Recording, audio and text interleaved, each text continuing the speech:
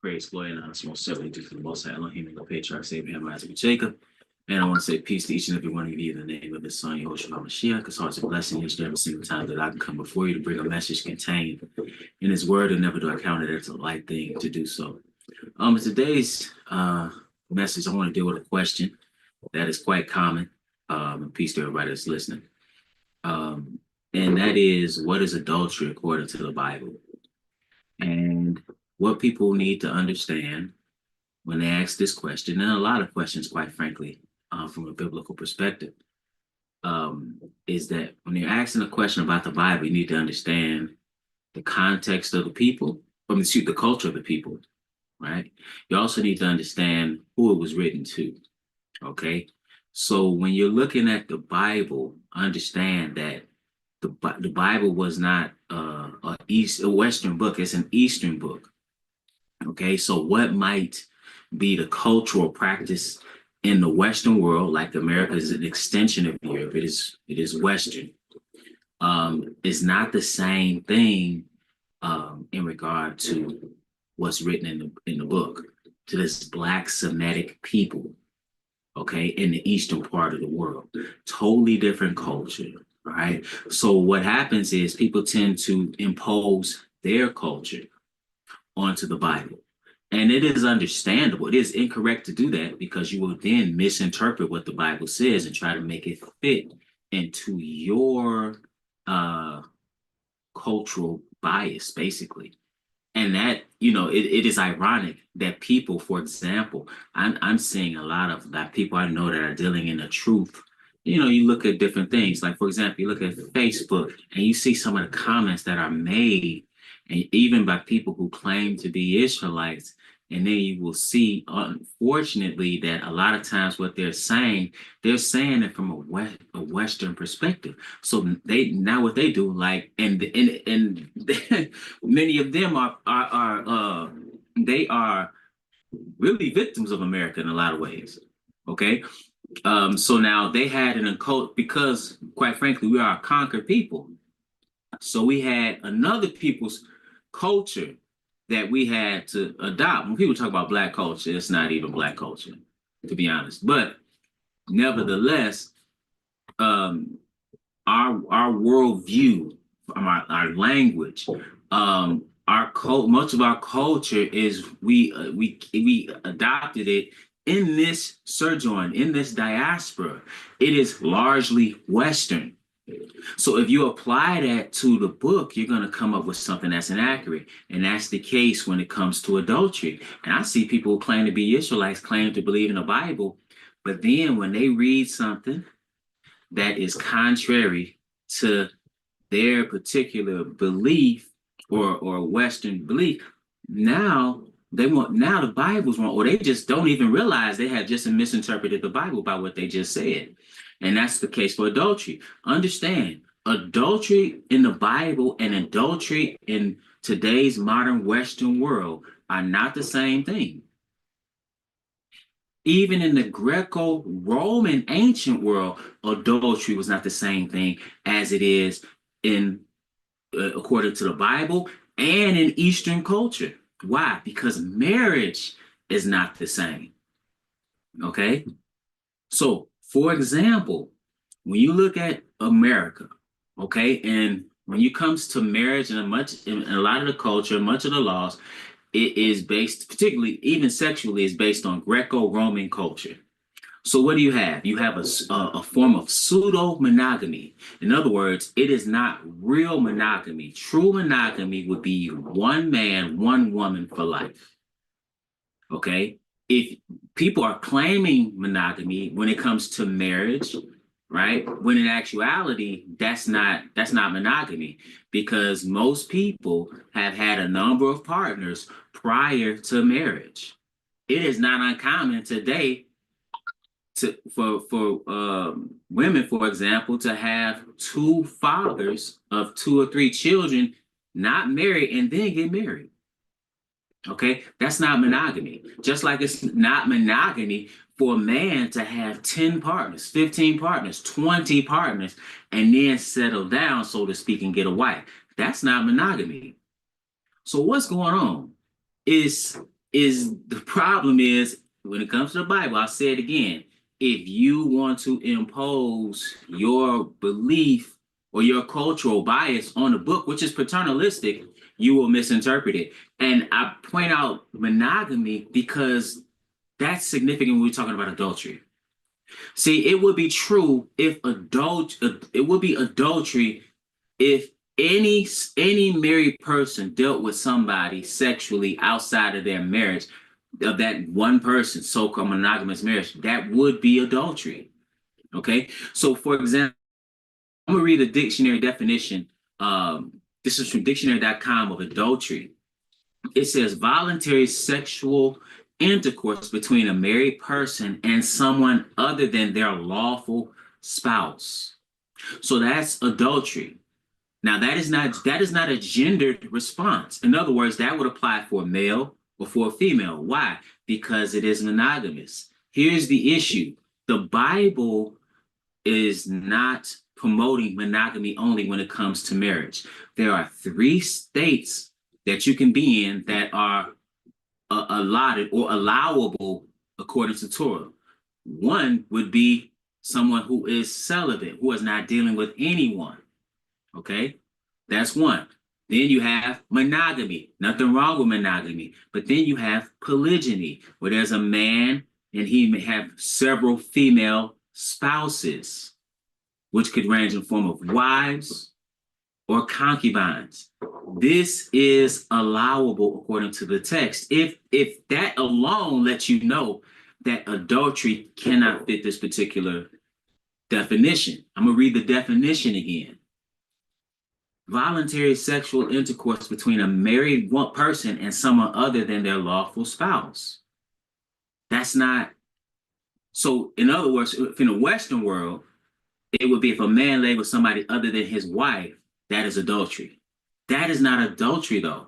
It is only adultery if the woman is married or has a husband. Let's look at this.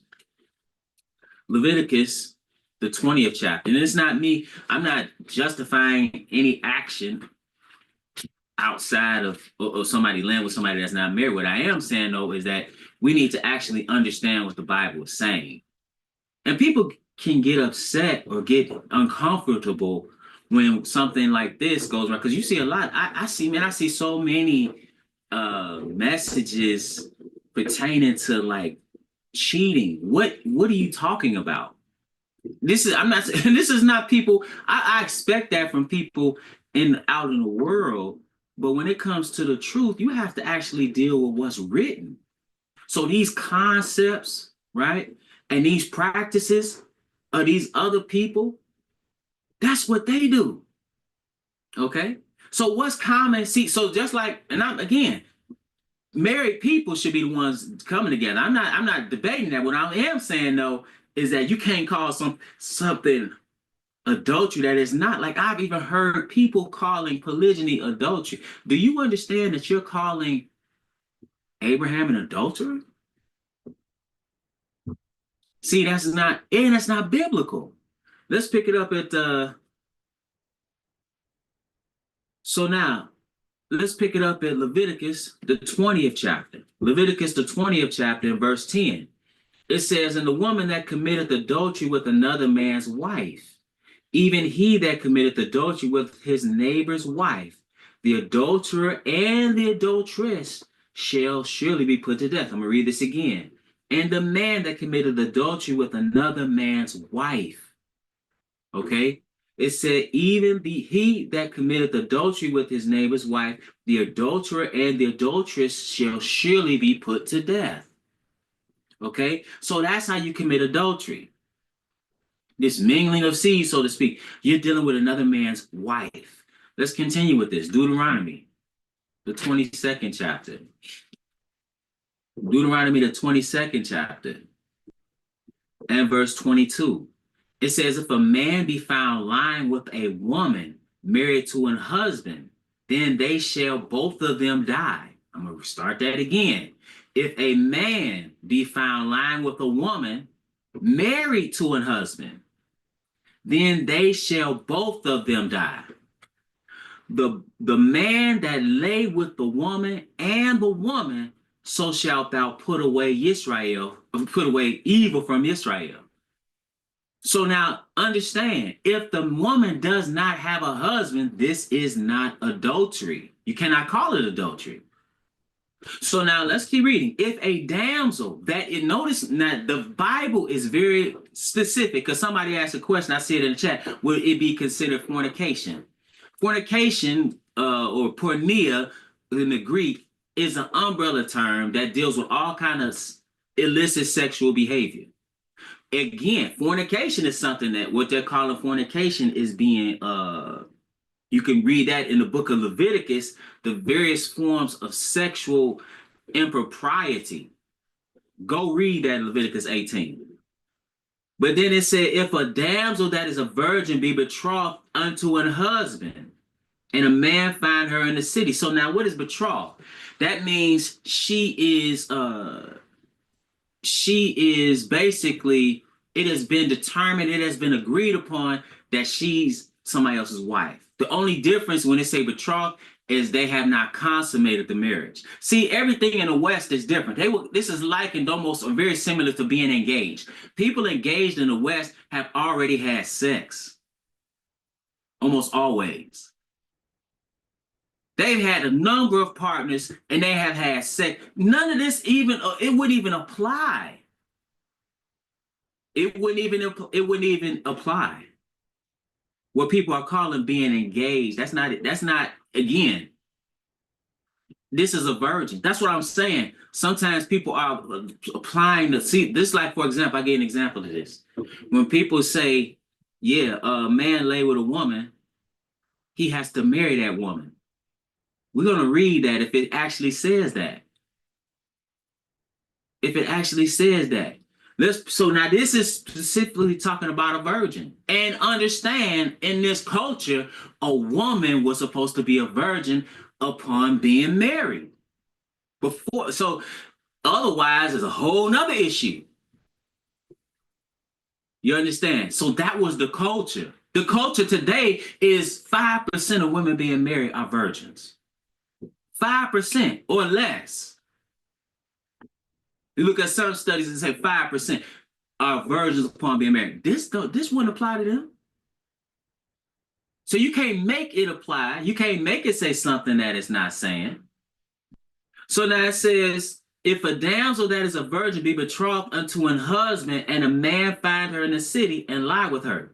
Okay, and we know that how this is written. So, because people would say the Bible allows rape. No, it doesn't. This you know, people read certain things in the Bible and say, oh, this is rape. No, this is considered consensual, because you know that, because if you keep reading, he talks about what happens if a man forces a woman. That man should be killed. What should happen to her? Nothing, because the Bible tells you she didn't do anything wrong. She's a victim. But this is consensual. Nevertheless, it says, if a damsel that is a virgin be betrothed unto an husband, and a man find her in the city and lie with her. So now this, hold our finger here. We'll come right back. Let's go to Genesis, the 29th chapter.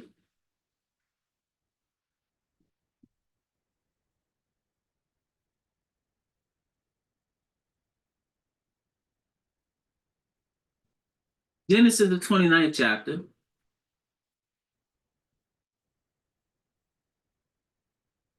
And so now this is the example of Jacob, how he agreed with Laban to take Rachel as his wife.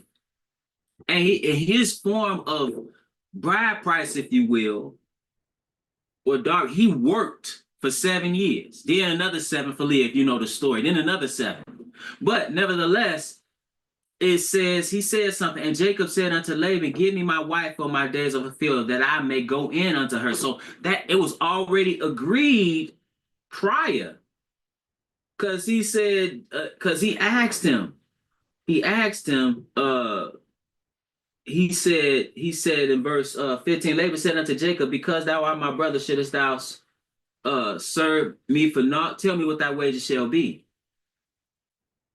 And he said, and Laban had 2 daughters. The name of the elder was Leah, and the name of the younger was Rachel.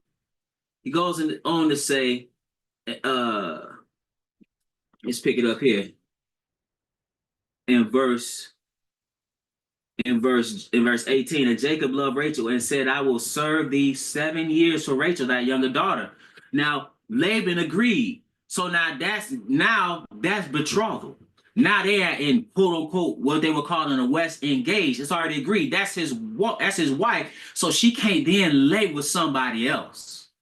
Because if she did, now let's go to matter of fact, let's go to real quick. Let's go to Matthew 1. The similar thing is here when it comes to Yehoshua, it comes to Jesus and Joseph and Miriam. It says in Matthew 1 and verse 18, now the birth of Jesus Christ was on this wise, when as his mother Mary was espoused to Joseph, betrothed, before they came together. Side note, I don't understand. Well, I guess you got to keep going with some false doctrine if you're not going to repent or turn from it. Because the Israelites who say that Jesus was Joseph's literal natural, like he came literally from his loins. You know how much of this Bible you have to take out of context to support that? That's a whole nother lesson. But that was his wife. They were espoused, but he had not laid with her. He didn't lay with her until after. The Bible tells you that. It tells you that in verse 25, and knew her not till she had brought forth her firstborn son. He called his name Jesus. That's what I'm saying. How you gonna anyway? Verse 19. Then Joseph, her husband, being a just man and not willing to make her a public example, was minded to put her away privately. But that was his wife. He had not laid with her. Why are you gonna put her away privately? Because if it came out that this woman who he was betrothed unto had laid with another man and gotten pregnant, because that's what it seemed like before it was revealed unto him what was going on. How it says in the book of Isaiah, a virgin shall conceive. This was a fulfillment of prophecy, right? She wasn't pregnant with Yehoshua or Jesus by a man. So now he didn't, until he realized that, he was going to just put her away privately, because if he would have made it open or public, she would have been stoned. Okay, let's pick it up. So back in Deuteronomy 22. Deuteronomy 22 and 23 says, if a damsel that is a virgin be betrothed unto an husband, and a man find her in the city and lie with her, then ye shall bring them both out unto the gate of that city. And the gate of the city is a place where you carried out judgment. That's where you adjudicated matters. It says, and ye shall stone them with stones that they die. It said the damsel, because she cried not, being in the city. So that lets you know this wasn't rape. And the man, because he humbled his neighbor's wife. So thou shalt put away evil from among you. Then he goes on to talk about if a man force a betrothed damsel or lie with her, then the man only that lay with her shall die. Okay? So now, let's pick it up at, we'll go to Deuteronomy 24. So understand, that doesn't say anything about a man that lays with a woman that is not married. That is not adultery. Why? Because a man could have more than one wife. There's even certain instances where a man is commanded to have more than one wife. So if you are living in a polygynous society, you laying with another woman does not constitute adultery. So what people need to do is take that out of their vocabulary and or not use that word in an improper way. Okay? Because that's simply not the case. Okay, but now let's go to Deuteronomy. For to give an example, was it adultery when Sarah gave Abraham Hagar? No. Was it sin? No. So you can't when you're calling something adultery that's not adultery, you might want to be mindful of that, because you are actually by default accusing people of things that they are not guilty of. Now, I'm reading this in Deuteronomy 24 because this was put in place. Ultimately, this would actually prevent adultery. Well, let's read it. Deuteronomy 24 and verse 1. It said, when a man had taken a wife and married her, and it came to pass that she find no favor in his eyes, because he has found some uncleanness in her, then let him write her a bill of divorcement and give it in her hand and send her out of his house. Okay, so here's another thing that people are confused about when they talk about adultery. Excuse me, when they talk about divorce. Divorce, first of all, biblically can only be, according to Torah, can be initiated only by a man. Okay, in a sense that the man is the one that writes the bill of divorcement. You don't see a woman writing a bill of divorcement for a man. But what happens in the Western world? Most women, when it comes to divorce, approximately 70%, between 70 and 75% of divorces are initiated by women. They are the ones that are filing for divorce. That is not biblical. That's why I said when we talk about these things, we need to understand them. If we're going to talk about them from a biblical perspective, talk about it in regards to what the Bible actually has to say, not imposing your Western view upon the Bible. Because if you're looking at this from a Western world, you think, well, the woman can write a bill of divorcement. That's not the case.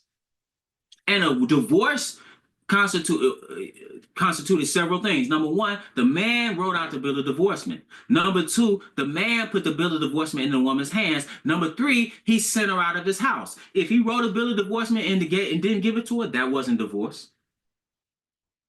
If he put the woman out of his house but didn't give her a bill of divorcement, that was not divorce. What that was, it could be treacherous, because that puts the woman in a very vulnerable position of not being able to marry anybody else. Why? Because she did not have the proof that she was divorced. Why do you need the proof that you're divorced? Because if you don't have the proof that you are divorced, now what do you have? You have adultery. And see, that's what's going on in Matthew 19 when you look behind the English and the cultural bias there of the English interpreters. Because what's taking place is men will put away, from the Greek that's used, every instance where you read it is not talking about divorce. When you read the intent of what those religious factions were trying to do when it came to trying to trip him up, number two, you understand what he's saying. He's telling you, ideally, hey, you're supposed to stay together, but you do have this divorce. But when you separated from a woman, you separate and put her out of your house, not giving her a bill of divorcement. What are you doing? You are complicit in adultery. Why? Because that woman is going to go out and find a man to lay with. That's what they do. People do that today, and they're not. What, are they separated? They separated. The woman separated from a man. She already landed with somebody. See, and what you're doing, you put her in that situation. That's what Malachi is talking about, the treachery that men were committing against their wives. So now you put that woman out of your house, no bill of divorcement, they still married. Now she goes out, lays with a man, because back then, again, a woman's safety, a woman's provision was largely based on what a man would bring. So now you put her in a very precarious situation. So now she does this. She deals with another man. She's committing adultery. The man that she's dealing with, that's not her husband, is committing adultery. But who put her in that position? Her husband. That's why it's talking about you committing adultery. Otherwise, it doesn't make sense. If you don't understand the Greek behind the word, you don't understand you don't understand what's going on. And that's why you see, it's the law, and it's like the spirit of the law. It's like what you're trying to do. So men, what they would do is they see this. He talks about the hardness of their heart. So yeah, he allowed a bill of divorcement. You put a woman out for nothing, right? You're brutal, or you're a tyrant. You put her out for nothing. Now what condition is she in? She can't go down to the welfare office. She can't get her Section 8 ain't coming in, right? Her wick ain't no wick. So what is she going to do? In that society, it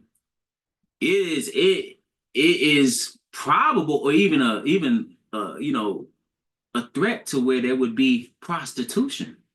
Why? Because you have to survive, and that's not what you want. So what men were doing, they saw the law. Well, if I just put her out of the house, she can't get married to nobody else. But the man does not have that prohibition. A woman could only again, debate. Easiest way to understand what adultery is. the adultery is always based on the status of the woman. A woman who is a man commits adultery when he lays with a woman who is married or betrothed to a man. Again, a man commits adultery when he lays with a woman who is married or betrothed to a man. In both instances, she would have a husband. A woman commits adultery when she lays with anybody that is not her husband. I'm going to say it again. A woman commits adultery when she lays with anybody that is not her husband. But what about when a man is laying with a woman that is not betrothed and that is not married? Is that adultery? The answer is no. So some would say, well, that's fornication. Let me read something to you.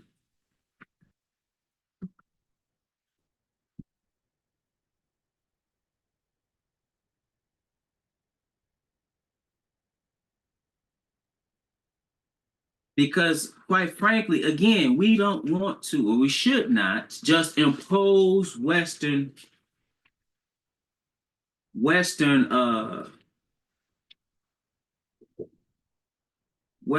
still in Deuteronomy 22, Western ideals on the book, Western culture, cultural bias on the book. Now listen, this is Deuteronomy, the 22nd chapter. It says in verse 23, if any man take a wife and go in unto her and hate her. So now he's taking a wife and he's laying with her. He's consummating the marriage. It says, and give occasions of speech against her and bring up an evil name upon her. What's the evil name?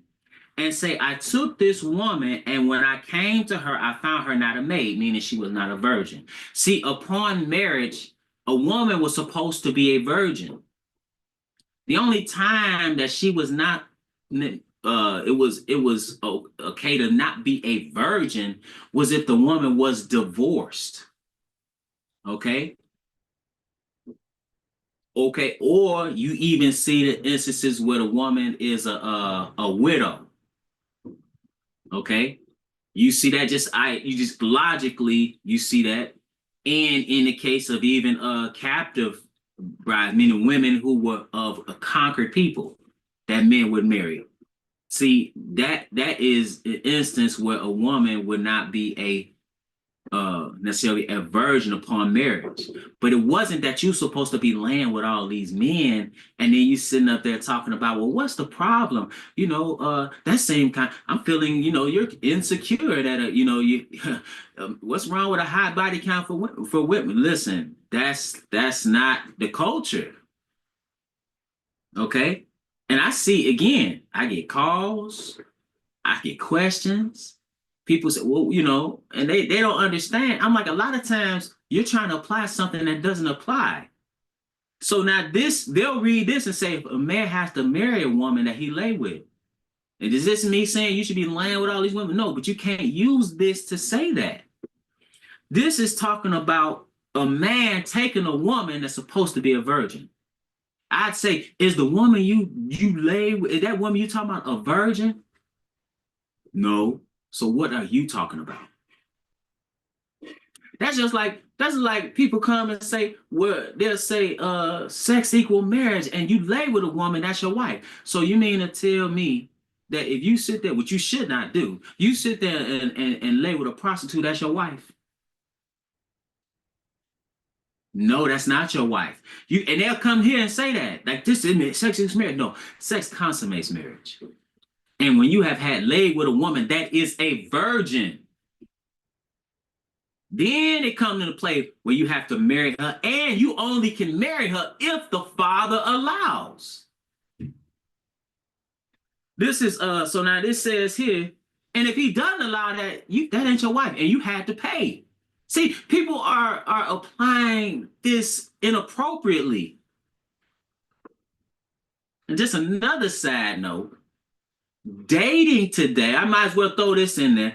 Dating today in many ways it can be likened to not even common, prostitution.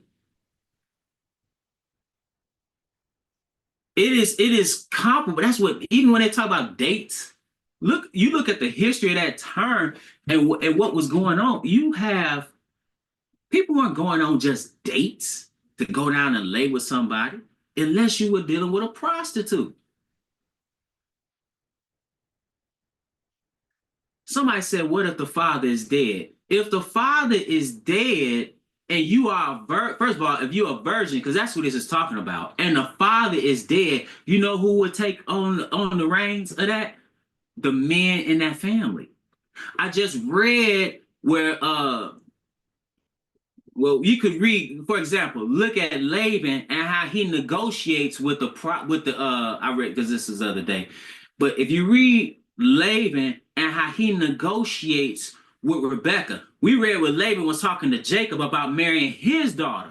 But before he negotiated that, he was negotiating the with the matter of fact, let's go read it. Let's go get it. He was negotiating with Abraham's a servant that came to get a bride from his own people, but that was his sister that he was negotiating that situation. Okay, so let's go read that. This is Genesis, and we're gonna pick it up in Genesis the 24th chapter.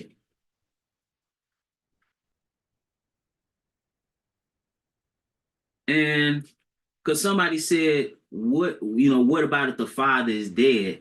That's men always. I don't know why you put Leah in there. That's not right. Genesis 24, it says, Rebecca in verse 29, and Rebecca had a brother, and his name was Laban. And Laban ran out unto the man unto the well. That's Abraham's servant. And he's talking to Laban the whole time. Verse 50, and then Laban and Bethuel answered and said, the thing proceedeth from the Lord. We cannot speak unto thee good or bad. See, you're going to talk about culture. Another thing, it wasn't that women would just go or get married, come back and say, we went to Vegas and eloped. Or you just pick somebody based on what they look like, and then can't figure out why your situation is what it is. Men are the ones who negotiated those things because men were responsible for women, not the government, right? So now and the marriages were arranged, and if you didn't have a father, it would be the men in the family or the heads of those clans that would take the lead in that thing. That's how that would go. But Deuteronomy 22, back to what I was talking about. Deuteronomy 22 and verse 13. If any man take a wife and go in unto her and hate her and give occasions of speech against her and bring up an evil name upon her and say, I took this woman, and when I came to her, I found her not a maid, and I found her not a virgin. Then shall the father of the damsel and her mother take and bring forth the tokens of the damsel's virginity unto the elders of the city in the gate. I've shown in lessons where they still practice this today, where they had the tokens of virginity that were under the first time they consummated the marriage, and they would keep that because there would be evidence of that she was a virgin on that bed sheet, and that was something that was an honorable thing to show that you were indeed a virgin. So it says, and the damsel's father shall say unto the elders, I gave my daughter unto this man to wife, and he hateth her. And lo, he hath given occasions to speech against her, saying, I found not thy daughter a maid or a virgin, and yet these are the tokens of my daughter's virginity. And they shall spread the cloth before the elders of the city, and the elders of the city shall take that man and chastise him, if she was indeed a virgin.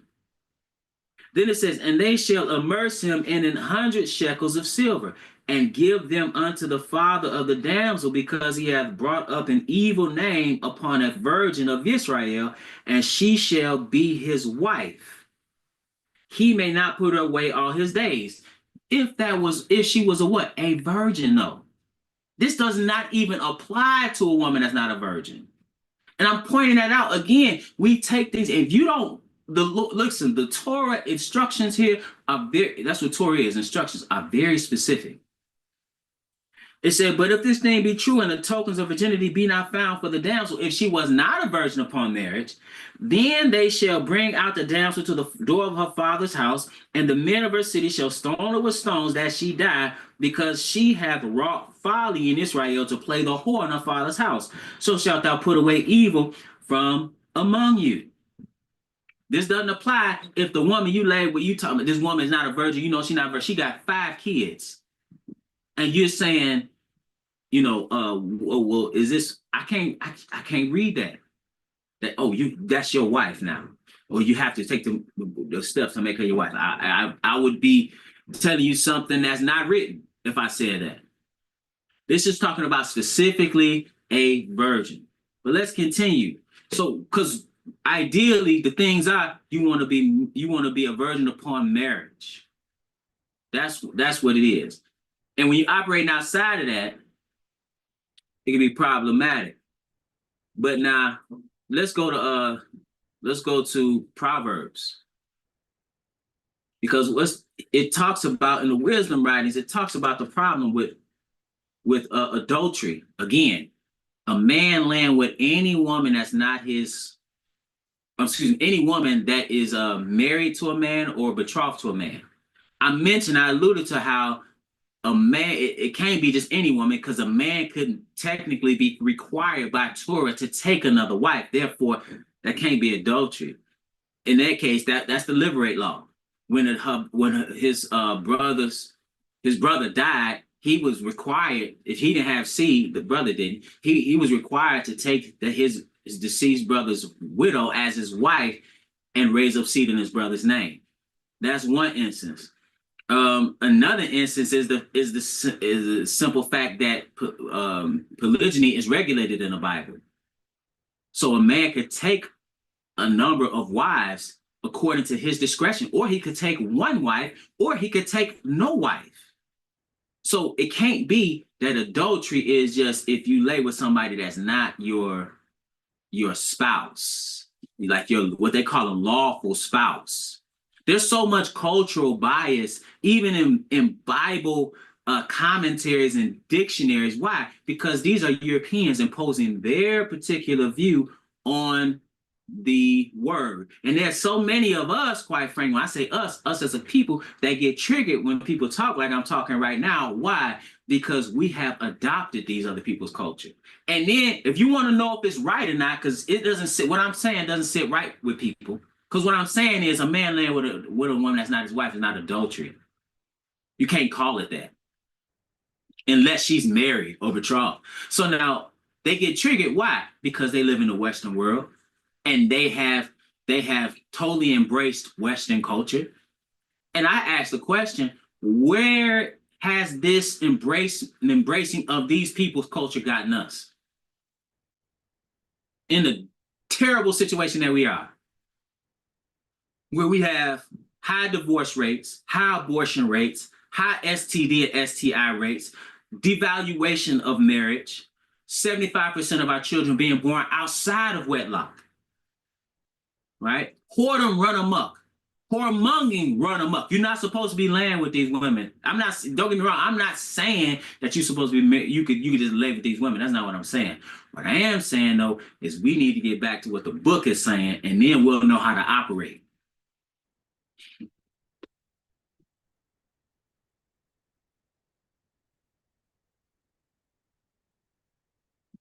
Let's pick it up. Let's pick it up at Proverbs 6.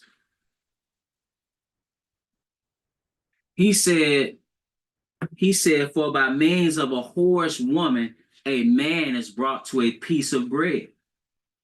An adulteress will hunt for the precious life. So as a woman that's willing to commit adultery is somebody you need to stay away from. It said, can a man take fire in his bosom and his clothes not be burned? Can one go upon hot coals and his feet not be burned? So he that goeth into his neighbor's wife, whosoever toucheth her shall not be innocent. So now you're going to pay for that. Just a side note, because again, I'm getting questions in the chat.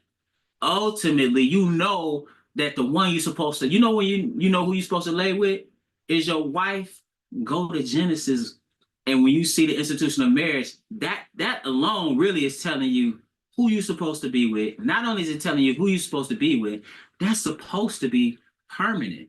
And that's the point that Christ is making in Matthew the 19th chapter. When he gave you, when man and woman were created, he gave a man, a woman, and they came together and became one flesh, because that's what that means. One flesh is intercourse. That was in the institution of marriage. So when you're going outside of the institution of marriage, yeah, that's problematic. But now he says, men do not despise a thief if he steal to satisfy his soul when he is hungry. But if he be found, he shall restore sevenfold. He shall give all the substance of his house. But whoso committeth adultery with a woman lacketh understanding. He that doeth it destroyeth his own soul. A wounded dishonor shall he get, and his reproach shall not be wiped away. For jealousy is the rage of a man, therefore he will not spare in the day of vengeance. He will not regard any ransom, neither will he rest content, though thou givest many gifts. Okay? So now, because again, I'm assuming this question is because of this in the chat, because of fornication.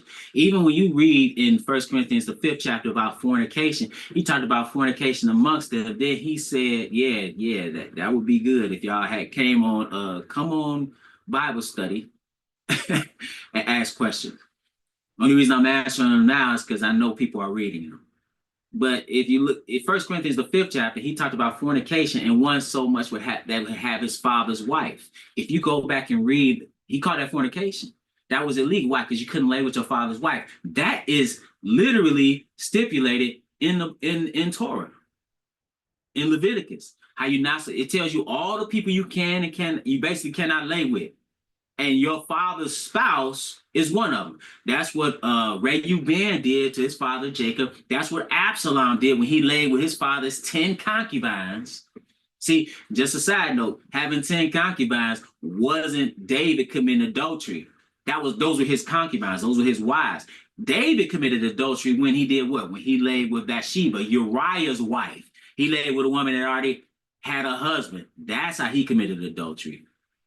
But now, let's pick it up in Proverbs, the 30th chapter.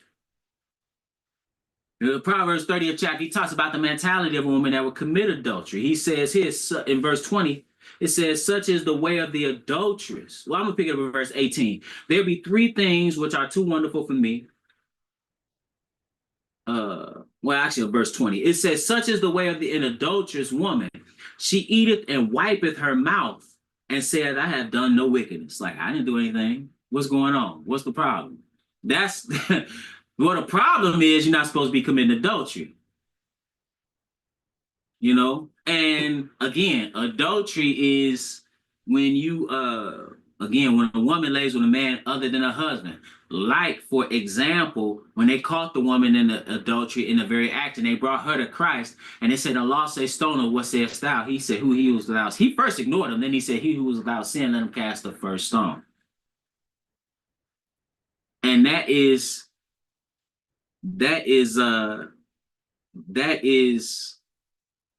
how they were dealing in unrighteous judgment. Because if you're caught in the very act, where's the man at? Because the Bible, the Torah says he's supposed to be stoned and she's supposed to be stoned. They're both in transgression. But now let's pick it up at Hebrews the 13th chapter, verse 1. Actually, at verse 4. He says here, marriage is honorable in all. See, and that's what really people need to understand. You're not supposed to be laying with somebody you're not married to. Okay? Because again, when you see sex on the table, you see it's in conjunction with marriage. When you first read about it, you see a man and a woman coming together. He made you one flesh. He made you one flesh. It wasn't for your enjoyment and then for you to kill the baby. It was for you to be, first of all, come together in the confines of marriage. You see how the outcome is totally wrong when you do it outside of the order? When you do it outside of the order, look at what's going on now. All these people laying together, all these STDs, STI. Look at Houston. Look at Atlanta. All these rates are sky high, right? You have all this emotional baggage that women are walking around here going through forms of psychosis. You have all kinds of just problems in society. All these children being born with no stable homes. Marriage is the building block of everything. You're supposed to be married. That's the first institution and the most important institution of man. And when man and woman come together, ideally, he didn't talk about when he met, he didn't talk about initially, he didn't talk about divorce. You see divorce in Torah, you see it certainly, but you look at ideally, if you really operating truly in love, what you getting divorced for? You see what I'm saying? And so because you would be operating how you're supposed to operate. That's ideally how things would go. And ideally, a woman would be a virgin until she was married. Because according to Torah, if she wasn't, then we saw what would take place. Notice it don't say that for a man. You can't make it to where we just adding things to the word. But he tells you what adultery is. So now he says judgment is coming for that. He said marriage is honorable in all and the bed undefiled, but whoremongers and adulterers God will judge. Last place, 1 Corinthians, the 6th chapter.